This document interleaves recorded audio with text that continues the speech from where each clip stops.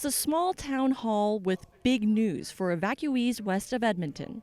Hundreds who have been out of their homes for more than a week altogether will be allowed to return for this reason. We know, as we spoke yesterday, that we need to live with the fires. They're here, so we don't want to keep you away.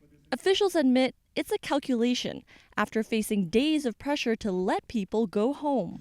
We are balancing your right to use your property to the extent that you can with our responsibility as a municipality in a state of local emergency to protect your safety.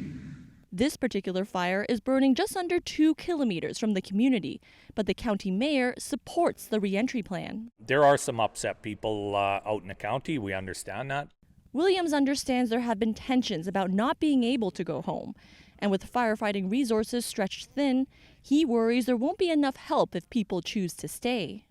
Things go sideways. We may not be able to get back in there to protect them. And at that point, they're on their own.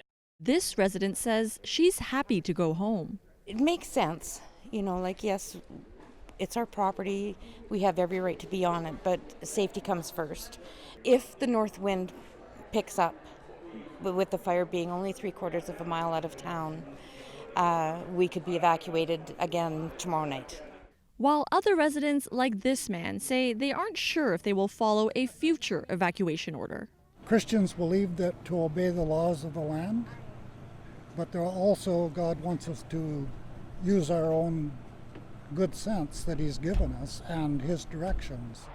A couple dozen houses have burned down in this county, so it's a big deal for residents to come back and see what's still standing, and for some to get back to their farms. The bigger issue now is what things will look like in the coming days, with temperatures in the 30s on the horizon. Julia Wong, CBC News, Lobstick, Alberta.